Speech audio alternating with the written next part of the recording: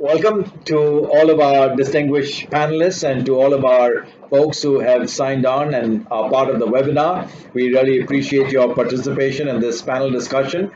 We are talking about our networks and the health of our networks being the health and the wealth of the nation. And so, again, we are very, very pleased to have on our panel some distinguished participants who I'm sure going to really give us some great insights because they've had a long history and experience in the sector and in the industry. So first of all, I'd like to recognize the chairman of TRAI, Dr. Sharma. Sir, thank you very much for being here and for giving us your time to participate. Dr. Anshu Prakash, sir, thank you very much from the DOT Secretary, for your kindness in being able to participate and giving us a good message for our annual report. Mr. Ravinder Takkar. Ravinder, thank you again for all the help and support you've given COAI and being such an integral part of our success story. Again, going to the incoming chair of COAI, Ajay Puri, who's been with us and has been industry veteran for so very many years. We are so delighted that he's with us. I'm sure he brings rich insights into what we're going to discuss. We also have with us Mr. Mashruwala, who is the CEO of the esteemed company that is our member, Reliance Jio. So, Mr. Mashruwala, thank you so much for being participating in this. And also Anand, Dr. Anand Agarwal, who is the CEO of STL, Sterlite.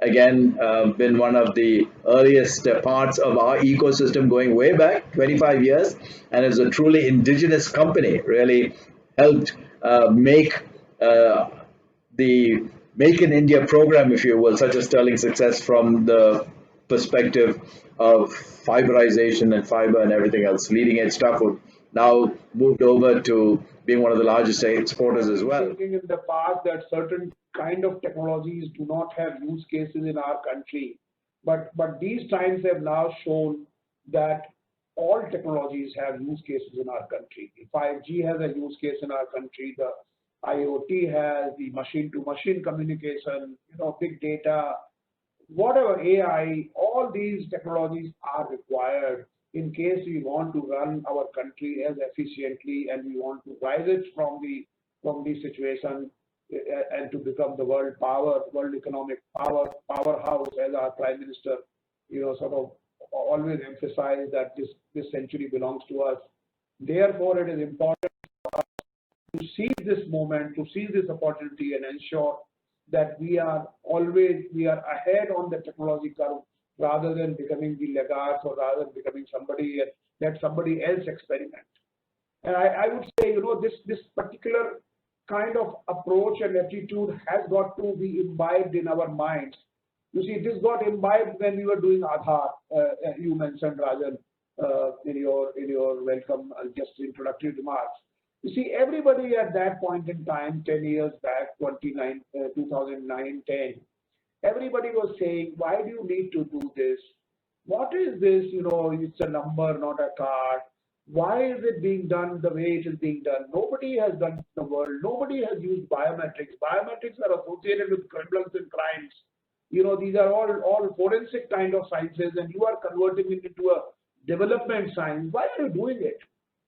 And we said, no, this is just because it's a moonshot. Nobody has gone before there. Doesn't mean that, nobody can go before because nobody has got 1.2 billion people. So we can't go by examples. We can't just keep on looking at others that, only when they go, then and only then we will go there. It's not that way. I think we are powerful enough. We are numbers. We have no inadequacy to say, to use that term, that we can't do it first. We can, and we did. And today the world is talking about. Today the world is saying all these countries, the developing world, the Africa, the Southeast Asia, and many countries are now. I believe the Philippines is now having a kind of thinking of doing a national ID project, a la Aadhaar, based on Aadhaar, the way Aadhaar has been done. So I think we can show to the world the way we are, big enough in terms of the size, that the second largest telecommunication network in the world, And I think every one of us can come together and can actually, make that play happen. So in my view, this is a great opportunity for us to join hands and make the, I believe that the digital networks, look at the payment space. Somebody was talking, in fact, today only, I think, yesterday only we were talking the 5 years of Digital India. The Digital India week, happened on 1st of July 2015, and I had the great fortune and privilege to be the Secretary of IT at that time, which is the department responsible for Digital India, and we articulated that policy, and Prime Minister launched that day. I remember 7 products were launched by Prime Minister, and some of these products are, e-sign, for example, online digital signature, digital locker, payment, all these hospital reservation systems. Many of these projects were launched that day, and they are now working at a scale, billions of transactions happening, payment also billions of transactions happening. Now we are talking of building newer and newer platforms, and you know what? All these platforms are basis digital. The foundation or the Aadhaar of all these platforms is what you guys are going to provide. Whether it is a raw connectivity of gigabytes or megabytes, or whether it is the connectivity provided by the sensors lying in the field or other places, 5G, IoT, machine to machine, AI, big data, all that is going to be done by you. So therefore, I think I see a great future ahead. Maybe there are testing times. I understand there are difficulties, and this journey has not been, journey has been difficult journey. But then in the last 20 years or 25 years or so, you have shown the world that you can, walk in this tortuous journey, in a difficult journey, and still come out a winner. So I want to again end my sort of intervention by complimenting you all, congratulating you all from my heart. And it has been really a pleasure for these last 5 years to have been associated with this industry. I have learned many things, and we have learned from you only. Imagine 5 open house discussions we have done in this manner. And interestingly, in the normal Kamrawala open house discussions, 50 people will participate. Sometimes it will be just 60. Last, actually, the open house discussion, 210 people participated, and the numbers are increasing. People are participating from United States, from Europe, from Durgapur, or from Thiruvananthapuram. So sitting at their comfort of the home. So we are realizing that, look, having the physical meetings was good, but having these virtual meetings is even better. So therefore, honestly, so I think it's all happening because of you guys. You are the plumbers of this entire thing. You are providing that plumbing, and you are providing that entire experience, user experience, and user interfaces and all that. So I think I just want to end by sort of complimenting you, and by wishing you, all this industry, a great future.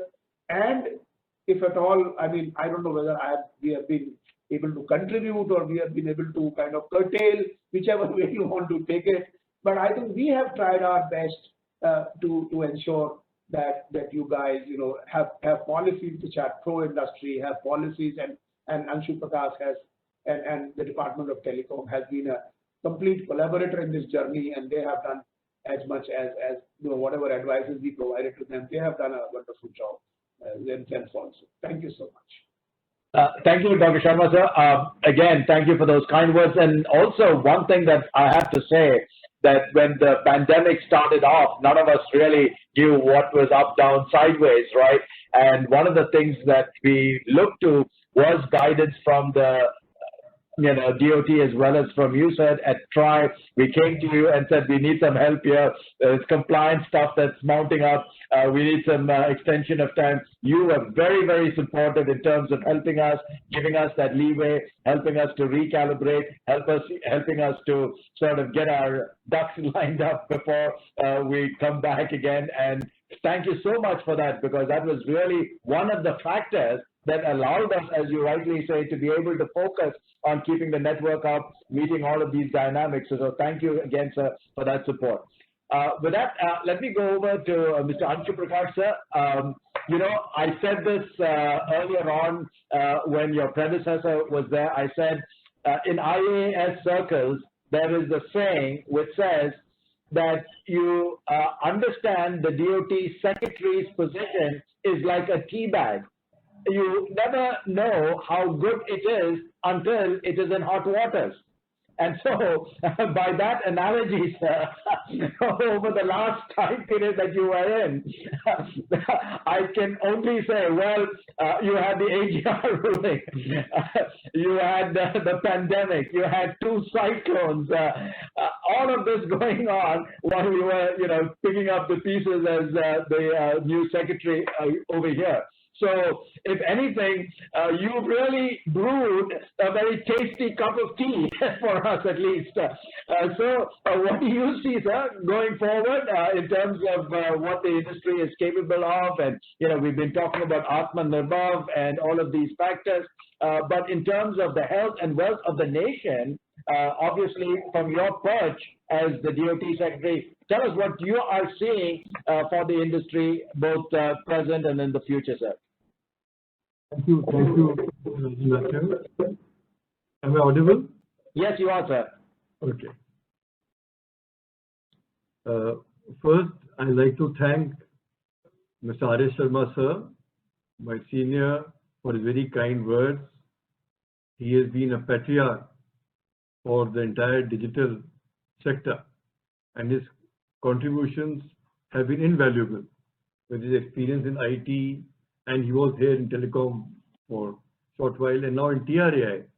We get so much of guidance from him and ideas which are so out of the box. So thank you, sir. Mr. Takkar, who is now the outgoing chairman, and Mr. Ajai Puri, his worthy successor as chairman of COAI, Mr. Sanjay Mashruwala, Mr. Anand Agarwal, and of course, the evergreen Mr. Rajan Mathews and your team. I do not know how many people have joined us today for this IMC studio, but whoever is there listening to us, my greetings, and to the friends of the media. And I'm sure you'll faithfully and correctly report whatever is being said. First, congratulations to COAI for this event and a very, very eventful year, and another eventful year which is now commencing. And I would like to recognize the excellent efforts by the chairman, COAI, and the team led by Mr. Rajan Mathews as DG. I think you people have done a tremendous job. Now, no doubt, telecom has contributed, or digital networks have contributed to both the health and the wealth of the nation. This is something which is so well known, I don't even have to elaborate in that. But when we see the COVID-19 context, never before has the importance of this sector been as prominent as it is now. Of course, health research, vaccine, medicine, healthcare, that is something directly involved with fighting the pandemic.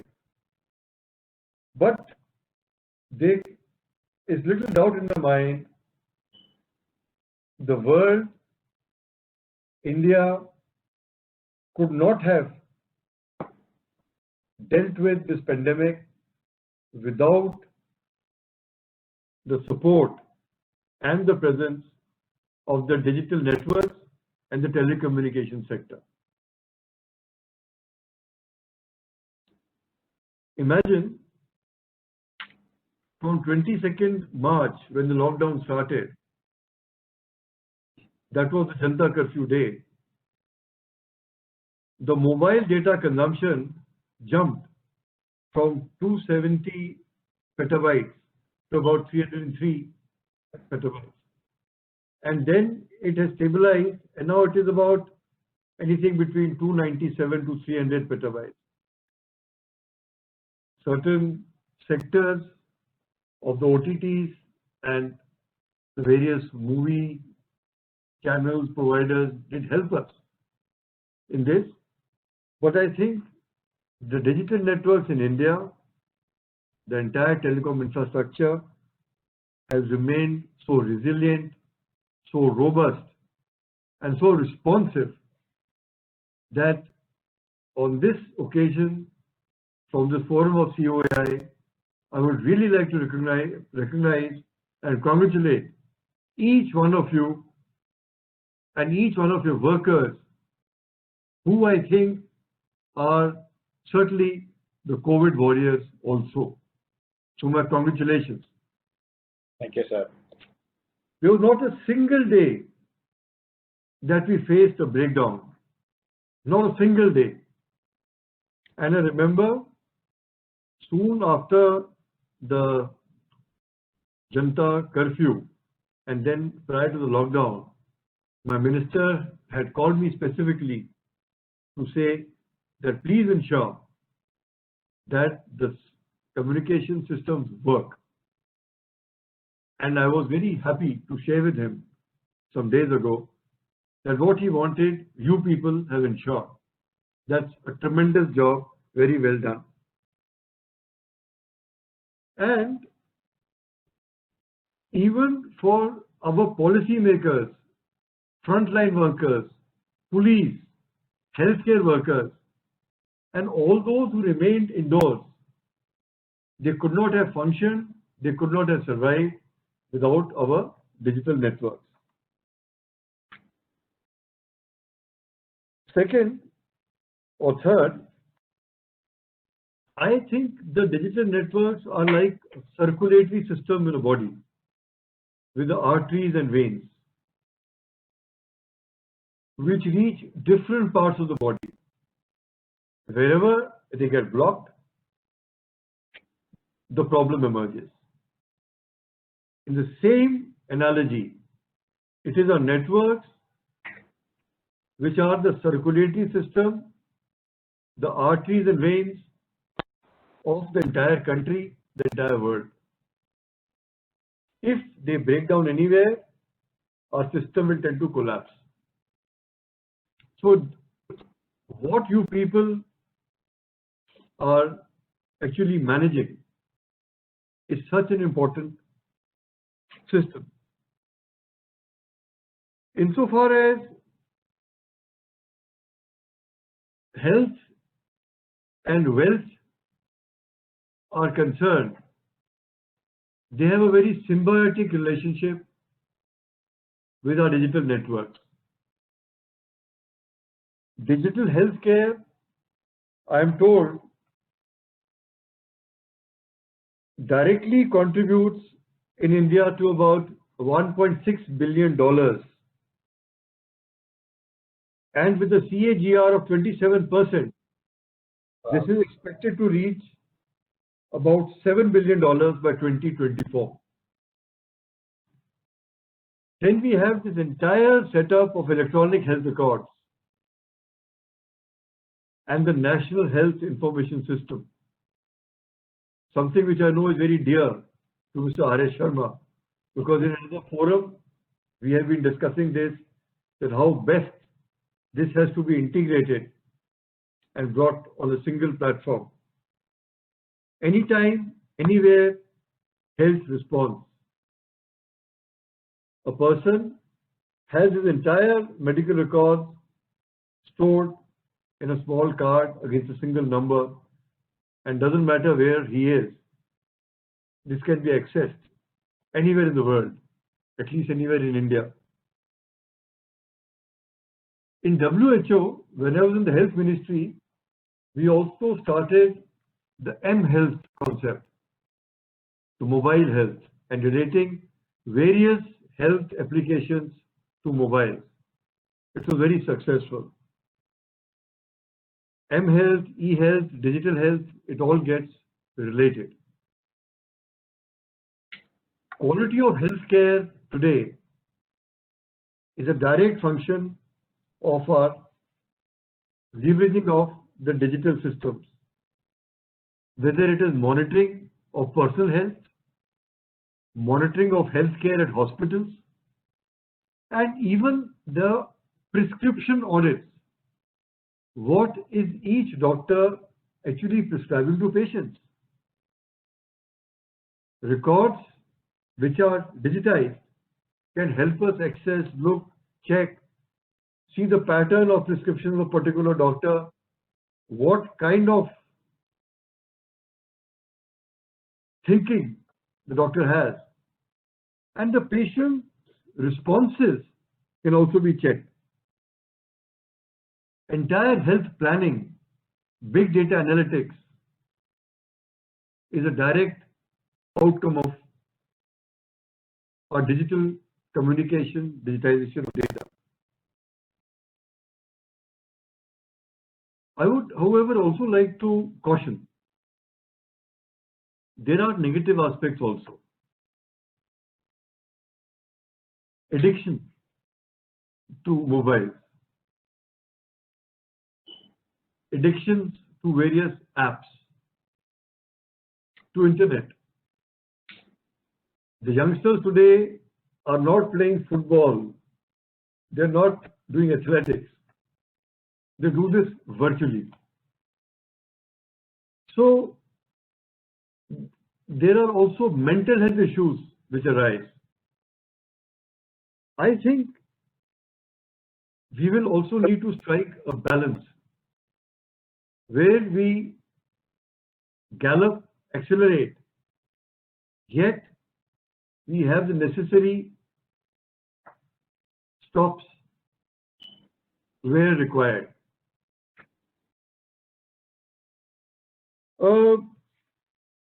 I would also like to say that what Mr. Takkar mentioned about multi-stakeholder effort, I think that is critical. In our context, industry, government, regulator, and most important, the consumer, to name a few. We all have to collaborate for both the health and wealth of the nation and for taking our digital footprint, digital effort to greater heights. The NDCP, for which I was given credit, though I think the credit goes to my predecessor, because I think she did a lot of work on this, and I have got this as an excellent legacy and a roadmap which we can follow. The National Broadband Mission, which was launched in December 2019, will again be very critical for the digital networks in the country. I think we should seize the opportunity. COVID-19 has posed great challenges, but it has also given the telecommunication digital sector never before or ever before opportunity to catapult ourselves to a new league altogether. And this is something which will be encouraged by all governments and by the society. So I will end by again wishing you, the new team, all the best and soliciting your cooperation, which is always there, and all our efforts so that we can really achieve the vision of Digital India. Thank you very much. Thank you very much, sir. I just want to express our gratitude for all the help that you've given us. I just want to give you one instance when the pandemic had just started, the lockdown had started, we saw a tremendous increase in traffic on our networks, and the feedback came back saying is that, look, if we can get this high definition down to standard definition, this would be a big help immediately. We came to you, sir, and you immediately helped us to be able to contact the various companies. And what was even more surprising was you picked up the phone yourself and started calling people and saying, guys, can you please help this because we need the help in terms of managing the traffic. I was truly astounded by the nature of that help. And then, of course, when the cyclones hit, especially on the West Coast, as you recall, so we had all of these daily meetings. And the intervention, you know, we would say, we're not getting this, we're not getting this. You'd pick up the phone and say, can I speak with so-and-so? Can I speak with the chief secretary? Can I speak with the urban secretary?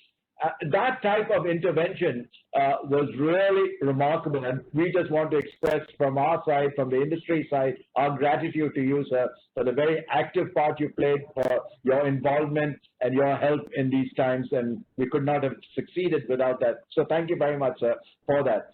Could I now go over to Ajay? Ajay, you're the incoming chair of COAI. Congratulations on that. From your vantage perspective, you've been in this industry for quite a while, you know, and you've seen a lot that has transpired. What are some of the, what you would say, the big ticket things that really catapulted, to use the terminology of the duty sector, in terms of where we've gotten and what is it going to take for us to, quote unquote, have the next revolution, if you will? You know, Dr. Sharma talked about that revolution, right? And if we want to go forward, based on your experience and what you've seen, give us your perspective on what's happened. Yeah, thank you, Rajan. Thank you very much. And first of all, heartiest congratulations for creating this digital panel platform for all of us to come and share our thoughts together. Thank you. And I'm delighted to be part of this panel in the August gathering of people like Dr. S Sharma, the Chairperson of TRAI, Mr. Anshu, the Secretary DOT, and other my colleagues from the industry. So, you know, delighted to be with all of us. I think the topic that you touched, which is digital network, health and wealth of the nation, is absolutely apt for today's unprecedented times. Indian telecom industry has always been a key driver of nation's economic growth. The ongoing COVID, however, has brought this contribution to the forefront and only reinforced the relevance of telecom infrastructure to keep the nation's light on. And I dare say lights on, both at economic and social level. And I say with a lot of pride and deep conviction that despite its own challenges, deep financial distresses, the telecom industry has kept the lights on 24/7, while the India stayed safe inside their homes.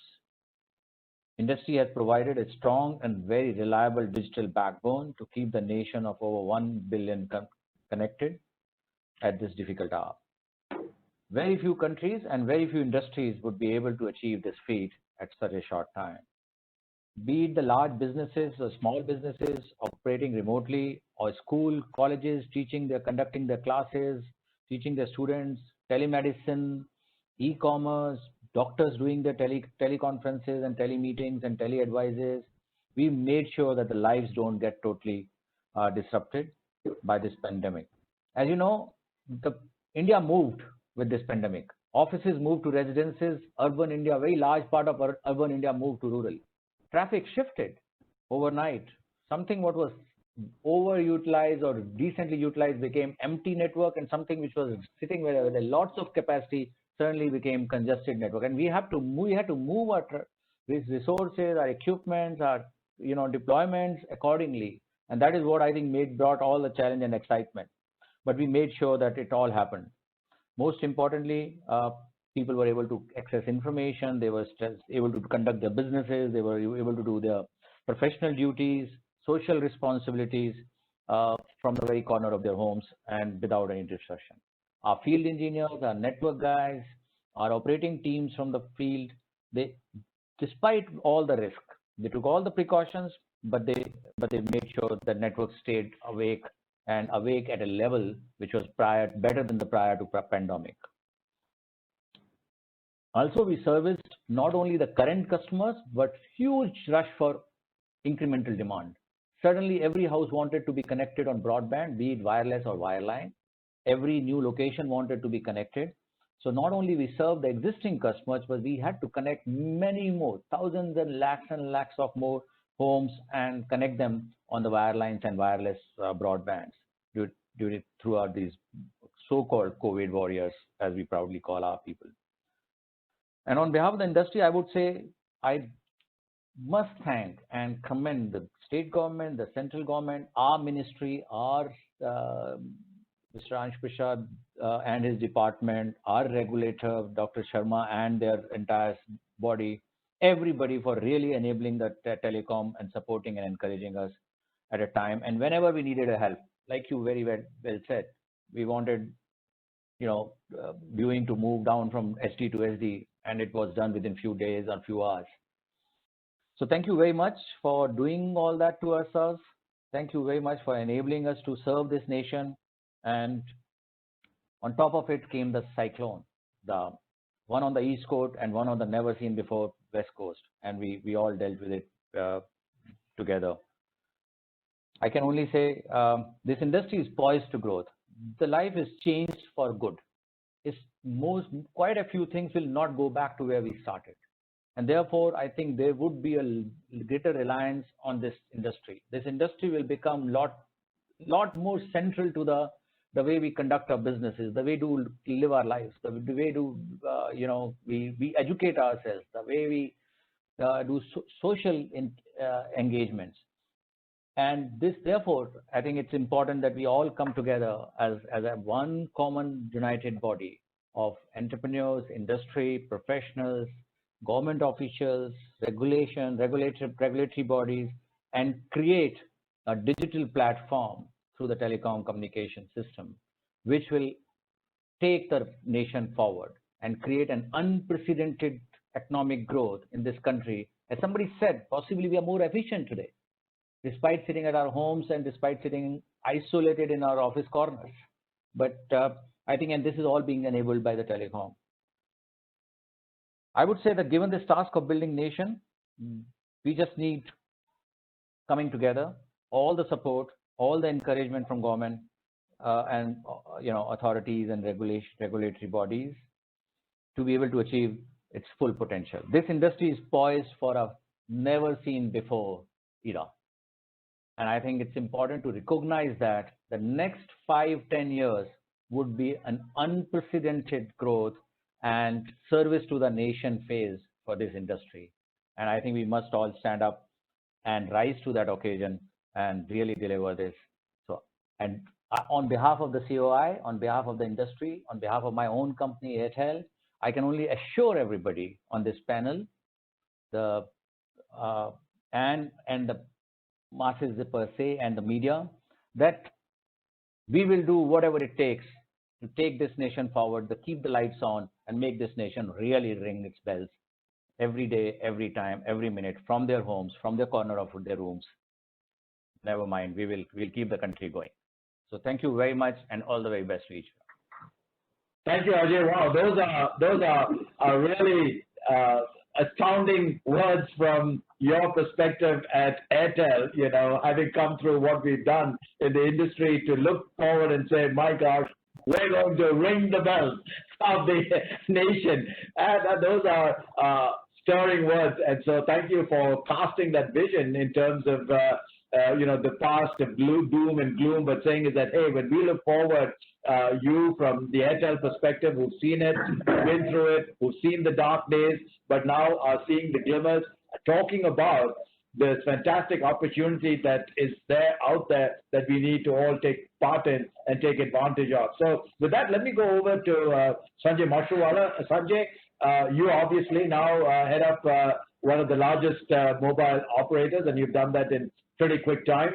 And when you look at the industry, right, as one of quote unquote the newcomers, if one may use the term, but one who's made a big splash entering, and as you look at your experience and what is there in the future, what are you seeing? Thank you, Rajan. Good evening, Sharma ji, Anshu, Prakash ji, and my friends Ravinder, Ajai, Anand, and of course Vikram. This is a great opportunity. I think I agree with everybody that this is a very good arrangement for interactions, and much more so for me because I don't have to travel to Delhi. The way I look at it, our Honorable Prime Minister had spoken about his vision of digital India, but I don't think he or anyone else ever imagined the practical aspect of his vision as we are experiencing it today. Without this level of digital penetration and digital availability that we have achieved today, the concept of work from home wouldn't have worked. And it is not just that work from home, work for the governance or business. This digital penetration has greatly helped our battle against COVID, be it using Arogya Setu for contact tracing or managing hospital bed availability or video consulting medical profession. Nearly 20 years back, our founder chairman had a vision of making phone call cheaper than a postcard. Today, the postcard is no longer around and phone call is practically free. But now, with the vision of our present chairman, it has also been possible to make a GB of data surely cheaper than a letter that we might someday post or we have forgotten how to post. There was a time not too distant in the past, Rajan talked about it. I would just put it slightly differently, where mobile data or internet was considered for the privileged classes. Over the years, we have strived to bring internet to masses. With over 500 crore Indians using 4G enabled data, we have achieved quite a bit, but much more is needed to be done. And there is a great scope to improve the coverage, get faster data speeds, create new services, and so on. Anshu Prakash talked about telecom being the circulating system for a human body, for the nation. I would say that for a human body, you need air, food, and water. And I believe now telecom or connectivity has become more like air. When I talk about utilities of telecom, electricity, and water that you need for day-to-day living, you can go on without water for some time. You can go on without electricity for some time, just like a person can live without water and food. But today, you actually start feeling suffocated if electricity services are no longer available or they are interrupted. And that is where the importance of telecom is coming.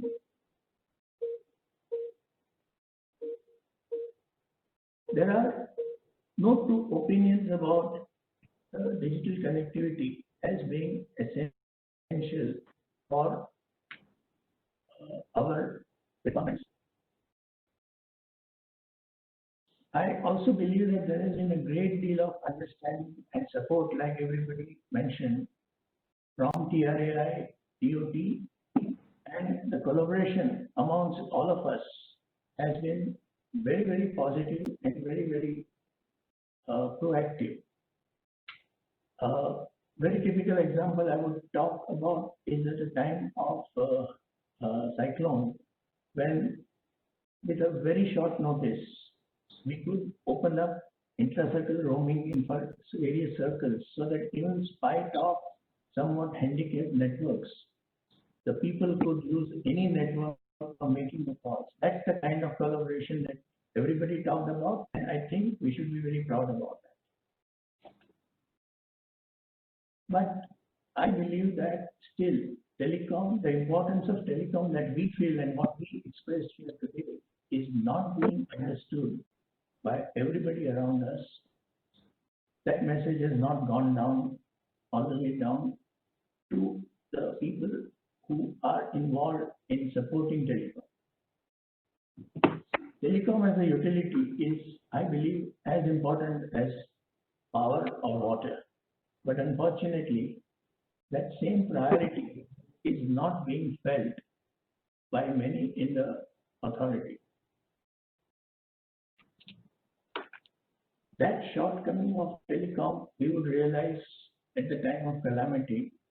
And if we take the right steps, we can surely overcome these slight handicaps and help save lives, reduce misery, and recover from calamity even faster than what we have been doing in the past.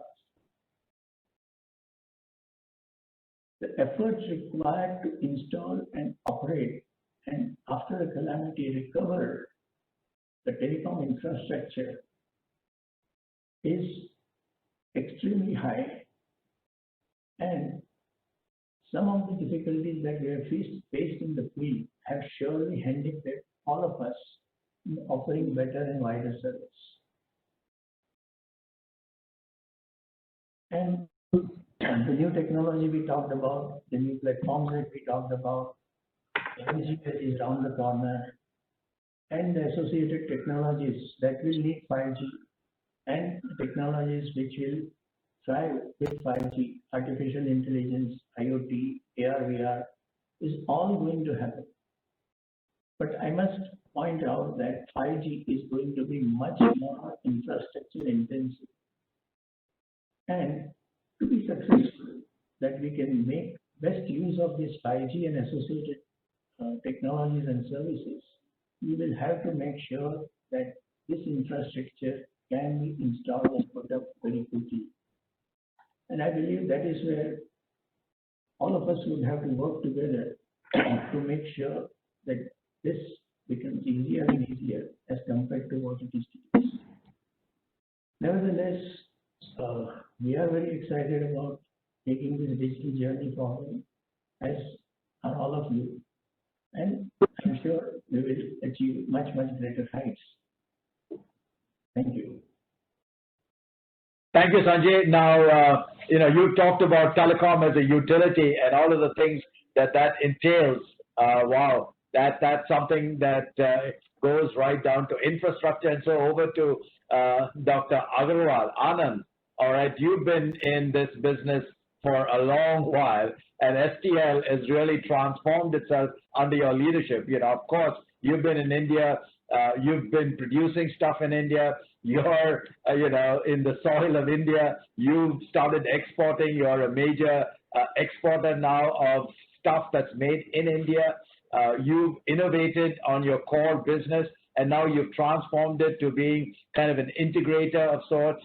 And so talk to us about what you've seen in the industry, and a question that's come up from one of the participants or the audience. And by the way, we have over 400 people presently logged on to this particular webinar. So congratulations for the pulling power of all you folks.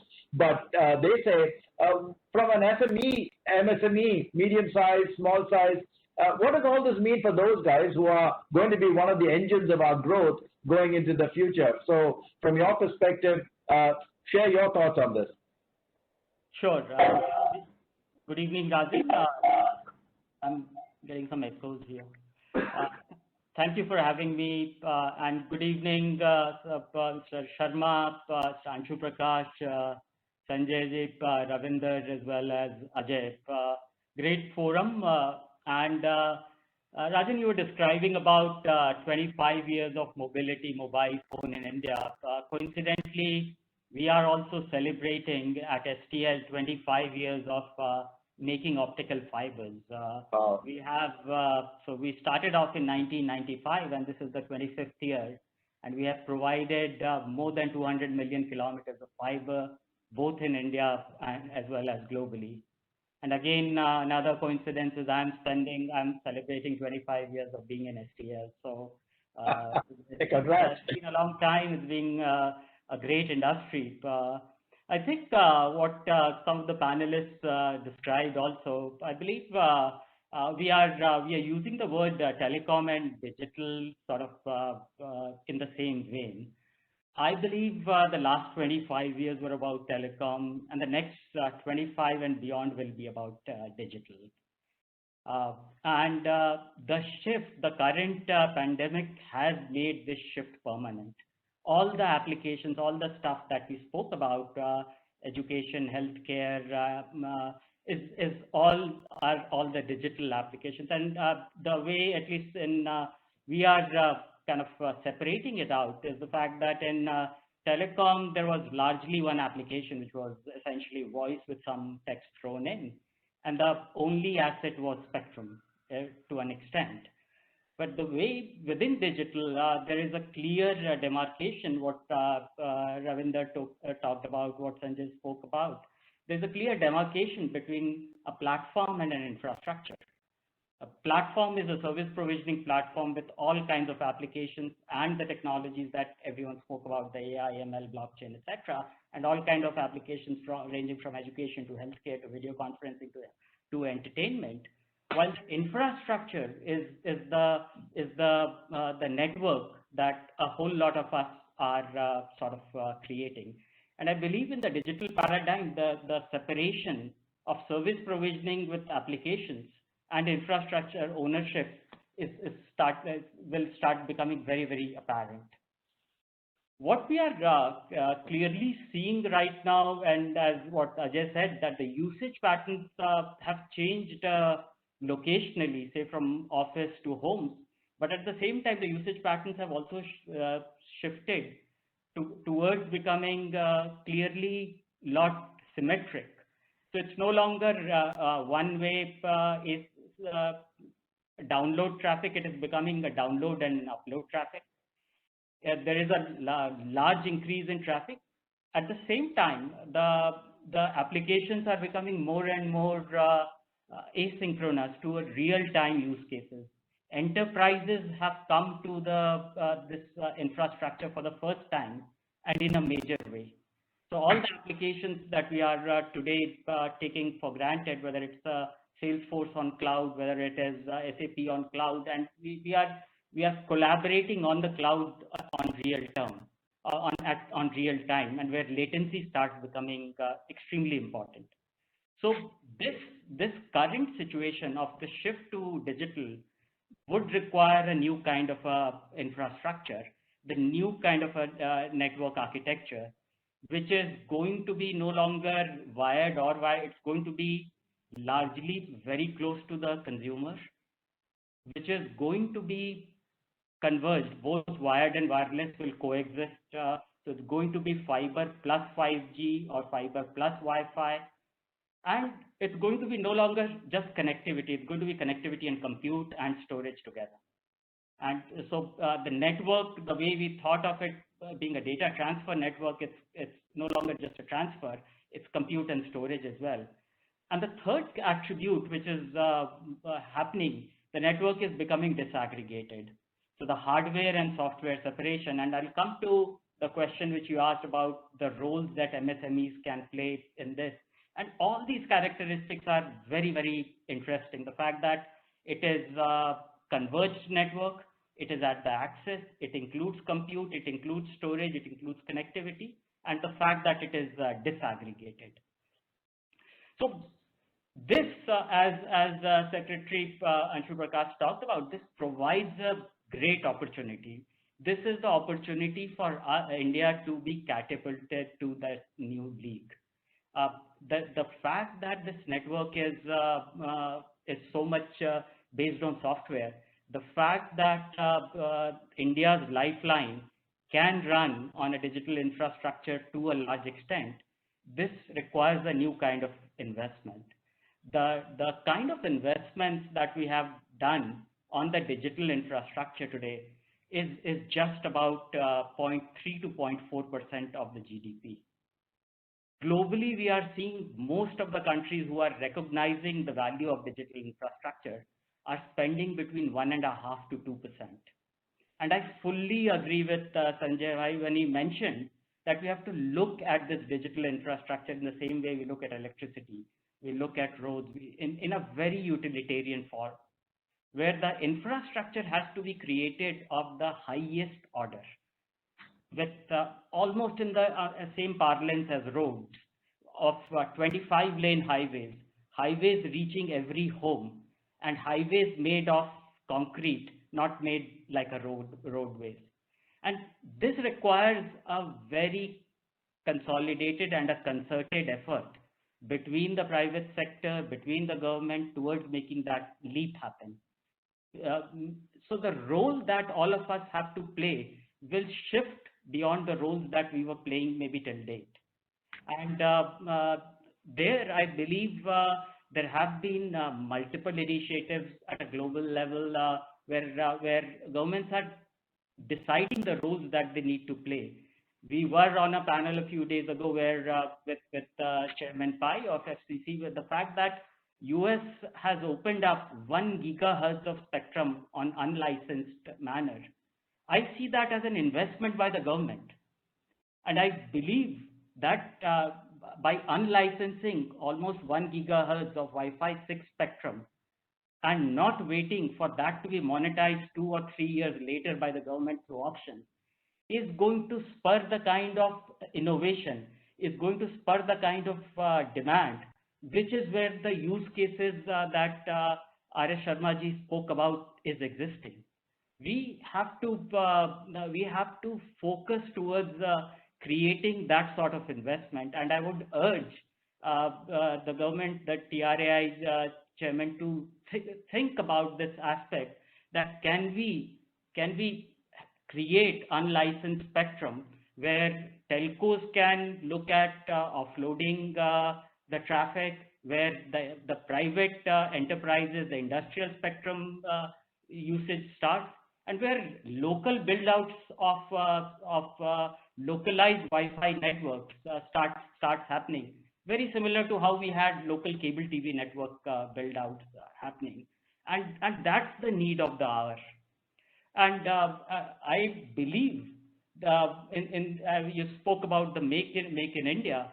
We are clearly as STL focusing on this converged architecture. We have a 25-year history of creating full optical networks end to end. Over the last 5 years, we have created a full software offering, software hardware disaggregated offering in a consolidated manner with an India stack. So we are now designing and manufacturing radio units with a manufacturer in India. We are working with a chip vendor, again based out of India. We are doing our own CUDU software. And I believe that's where the 5G opportunity and the Wi-Fi opportunity makes it open. It's no longer going to be in the world 3 or 4 OEMs. It's going to be multitude of small hardware suppliers, software function supplier, network virtualized function providers, and everyone would have a play there. And I truly believe this is the opportunity for India to make that leap. I would stop there, and I see this as the next 25 years of digitalization which is starting. We just have a couple more minutes, so I just want to go back to Dr. Sharma. Sir, you've always been somebody who has talked about innovation and startups, and clearly we are talking about, the future and the ability to be self-reliant, Atmanirbhar, all of those things that our Honorable PM has talked about, and you've begun to focus on that. Tell us, sir, what from an industry perspective do you see that we need to be doing to encourage this whole aspect on our networks as we look to 5G in terms of innovation, startups, these opportunities? What are the critical things that we need to be looking at, sir? Well, thank you, Rajan. This is an extremely important question you have raised, and I think partly the answer has been provided by Dr. Anand Agarwal in his remarks.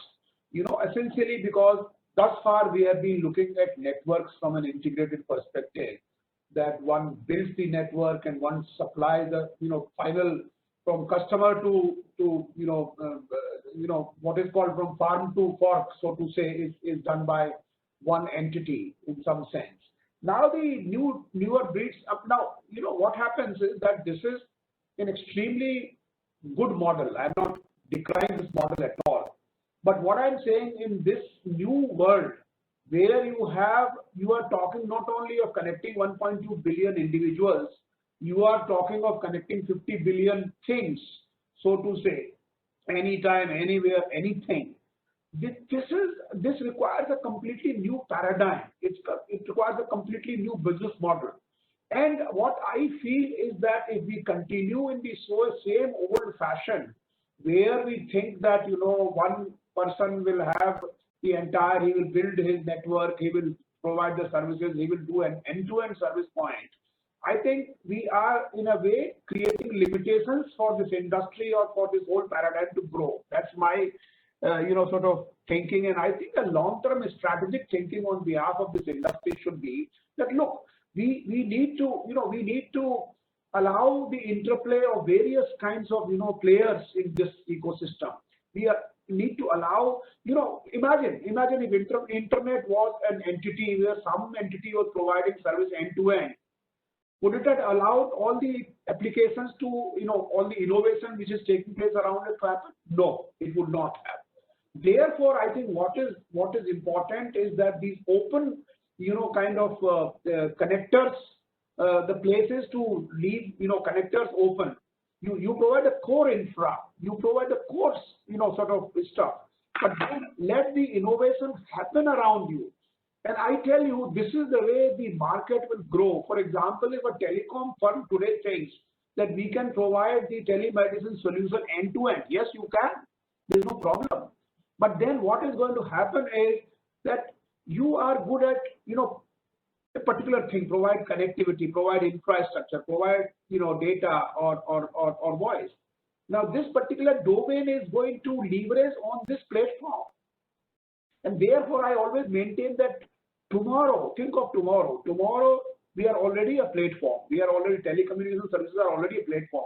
Tomorrow, it will become a much, much larger platform. Believe me, the entire life of the countries is going to depend on this platform in whatever manner, whether it is for health, whether it's for irrigation, whether it is for agriculture, any subject, any topic you take, it's going to happen.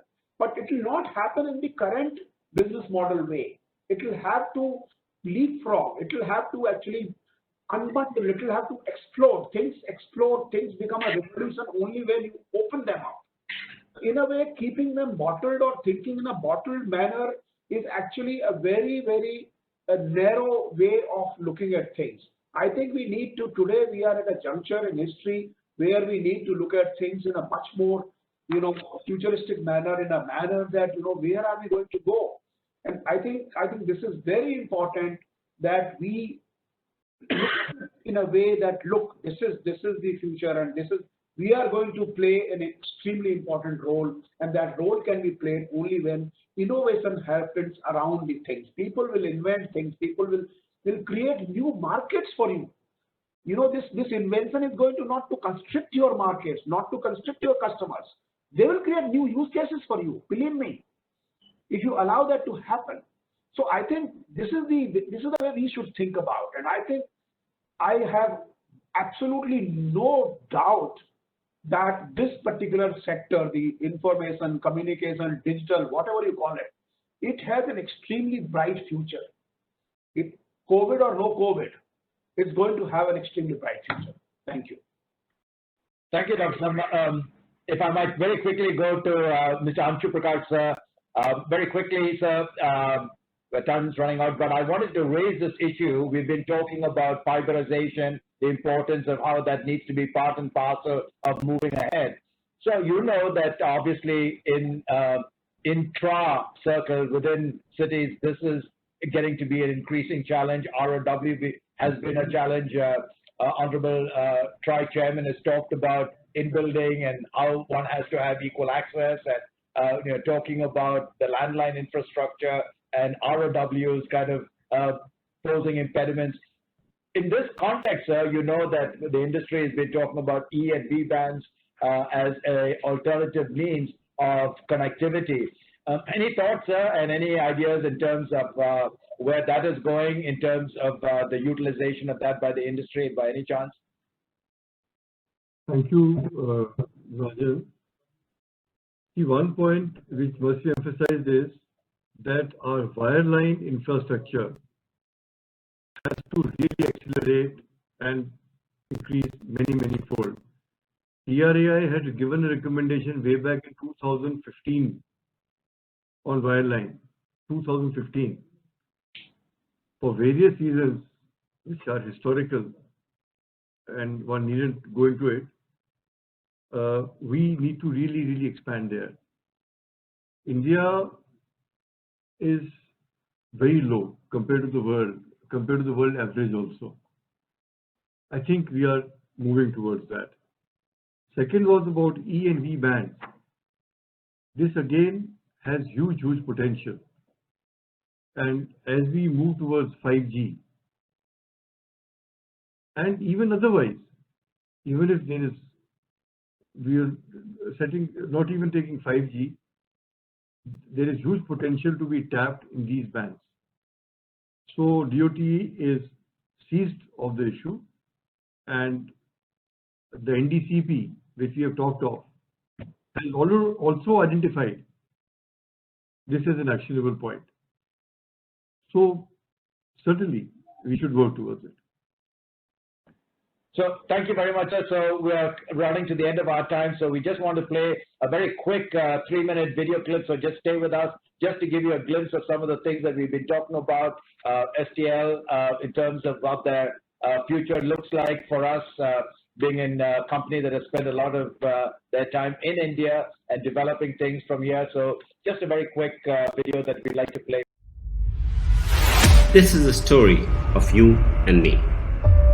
A story of how we learn, communicate, and entertain ourselves. This is a story of an evolution.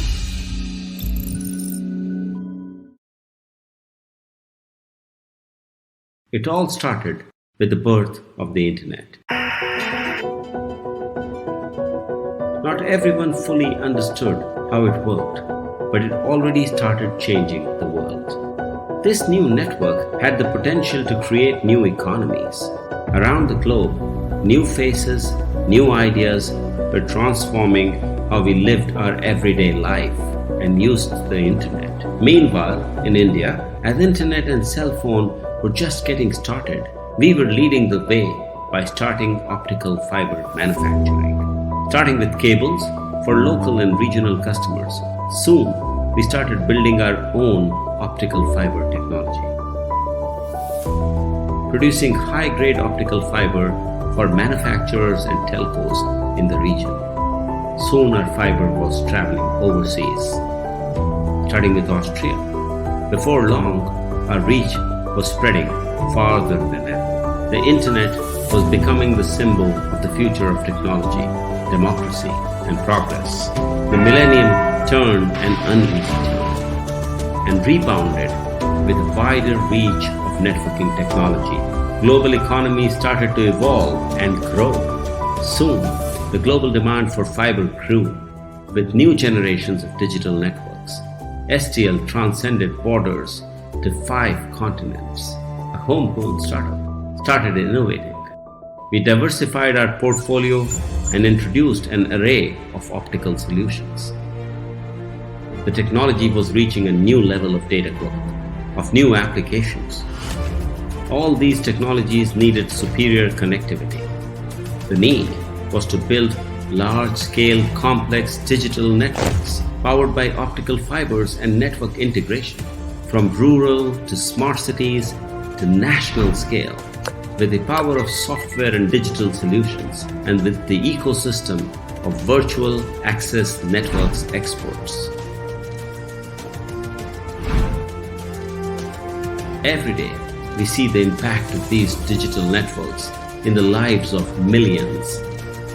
25 years ago, one stellar started this journey, and now we are more than 3,100 stellars from across the world, led by a team of innovators excelling in photonics and glass science, with one goal in mind: to reinvent network infrastructure and to transform everyday lives. With the legacy of creation, a path of transformation, from producing fiber to integrating digital networks. And this journey has only begun. STL, 25 years of optical fiber. Thank you, Anand. And again, just a brief view. I mean, obviously, it talks about a lot of things from STL's perspective, but also talks about what the industry can look forward to as we look at the way ahead. But again, our time's up, unfortunately, but I want to express my deep, deep appreciation to Dr. Sharma, sir, Mr. Anshu Prakash, sir, for taking the time to be with us. I know you folks are busy running and doing things in this time period, but thank you for taking the time. Mr. Takkar, Ravinder, again, thank you so much for participating. Ajai, Mr. Mashruwala, Arvind, thank you so much for enhancing. And again, I just want to say that this is also the inauguration of IMC Studio, which is part and parcel of India Mobile Congress, another part of it, which we're using to develop online webinars and these types of interactions to bring information to the vast number of folks who are looking to be educated in our area. As I said, today we had upwards of 400 people participating, and it just goes to show, if you have the right people, sir, you can do great things. So thank you again once and for all, and thank you for participating. Greatly appreciate your time. Have a good day. Okay, thank you. Thank you. Thank you. Thank you.